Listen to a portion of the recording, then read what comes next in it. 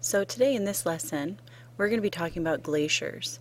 And to start off our video, I'd like to give you a little time-lapse video of glaciers because sometimes students have a hard time with visualization of what is a glacier and what does it look like, how does it move, and it's time-lapse and it's over a few months, it goes month by month, but you can see how the movement of a glacier really goes. So here we go. Again, going through day and night, and here is the actual head part of the glacier, and obviously the months are in Spanish, but nonetheless you can see the movement. And this is also trying to show glacier receding, which means moving backwards. So all of these little chunks here that you see that you want to call a glacier is actually chunks of the glacier that has broken off and is now moving out, probably to some body of water. So let's get going on what glaciers are. Glaciers are accumulation of ice, air, water, and rock debris or sediments. And this is our second agent of erosion, which means that ice can take large amounts of material and move it to a new location. I like to visualize glaciers moving material almost like a bulldozer. They're large enough and thick enough that they actually flow due to the force of gravity. They overcome the force of gravity and start to move down an incline. And they will only form in areas where you have snow on the ground all year long. And also in snowfall that in areas that exceeds the melting. So for instance, our hills around here, we're not going to get glaciers forming on the tops of our hills because in the summertime that snow actually melts and it's gone, and then a new snowfall for the next year. Down here in this picture, if you look here, this is a mountain that you can see here that has snow. It's snow on there all year round. And the snow line is right here. You can see almost like that difference between the dark black color and the white, indicating that above that line is where we're going to have snow. So each season new snow falls and accumulates on the top, whereas down below that line the snow may melt. So we know that glaciers can carry all sorts of material from the huge boulders down to the smallest of clays. And they have to form where the snow is permanently there all year round. But here are some images of just an example of how glaciers move over the landscape. Here you can see it almost looks like a river of ice flowing over the surface and then moving into this body of water. Or over here you can see maybe originating in some mountains and it's flowing over the surface.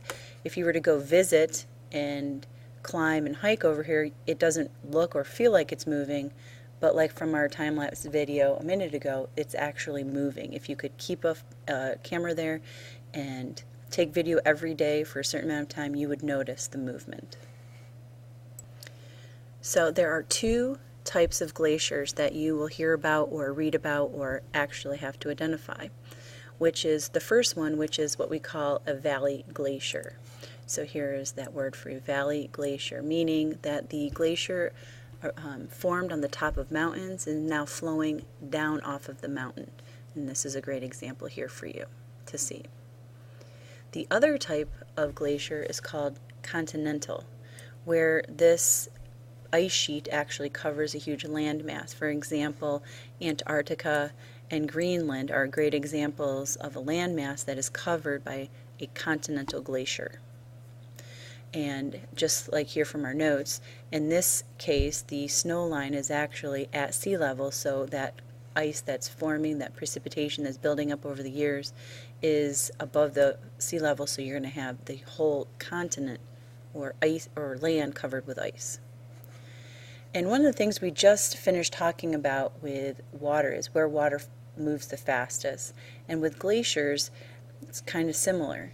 You have the force of friction, here at the interface between the air and water, and then also down here with the bedrock. But the fastest part of the glacier will be at the center and towards the top. So just as we have spoken about water and our agent of erosion, running water, where water was picking up material and carrying it to a new location. We talked about those features that are left behind by running water. We're also going to spend time talking about how glaciers can remove material and the unique features that they leave behind. The very first one is what we call the U-shaped valley. So if over here you can see a great example of this U-shaped valley that has been left behind. So at some point in this area, a glacier has moved through, probably a valley glacier, has moved through this area and scoured out this U-shaped valley. It is one of the most important parts or most important glacial features that you should remember. Just like we had talked about with rivers, the V-shaped valley associated with the running water, here we're talking about glaciers and U-shaped valleys. The second one is what we have here is called striations. These are scratches and grooves that are left in the rock. Now, ice isn't going to leave these marks within the rock, but remember, those glaciers are carrying large pieces of rock, boulders, and moving them. And those rocks, as they're moving in the ice over these bedrock, they will scratch and leave these grooves. So here you can see this, the grooves that are left behind. They actually show you that this glacier was moving in one of these two directions, semi-directional. And the third one here is cirques. Cirques is another glacial feature. You will find these here near the summit or where glaciers begin. This whole area right here, it looks like something kind of took a large ice cream scoop and scooped it out, removed it, and that's what the material that the glacier is originally carrying comes from these areas and moves to a new location. So you won't find any deposition in here. So once again, this is a cirque, and if you have cirques on various parts of this summit of this mountain, you'll get another feature here in a second that I'll show you. The feature that I was talking about were the cirques, where you have multiple cirques eroding various parts of the summit, you will get what's called a horn. So this right here is a horn, and this is actually a picture of a most famous one, which is called the Matterhorn. Here, over here, is another glacial feature called an arete, and it is this whole area right here. I'm drawing my pen along. This is the knife-like ridge that occurs because as a valley glacier was moving down this direction and a valley glacier moving down this direction, it scoured out and removed all this material, leaving behind this ridge. And here I like to show, a connection back to our past unit, which is our topographic maps, and this is what it would look like. And you can see the bending of the contour lines indicating that this is a very sharp, almost V-shaped looking type top to the ridge. So now I'd like to move on to the depositional features, meaning when the glacier can no longer carry the material because it is melting. Maybe it's when the melting exceeds the accumulation of snow. And the first one we have here is called the moraine. The moraine are the mounds of material. You can see this is actually material that has been deposited by the glacier. And if you were to go there, you would notice that it would have all sorts and sizes of material all placed together, which is what we call unsorted, meaning there is no rhyme or reason to how a glacier will deposit. It will have everything all together, the largest boulders to the smallest of clays.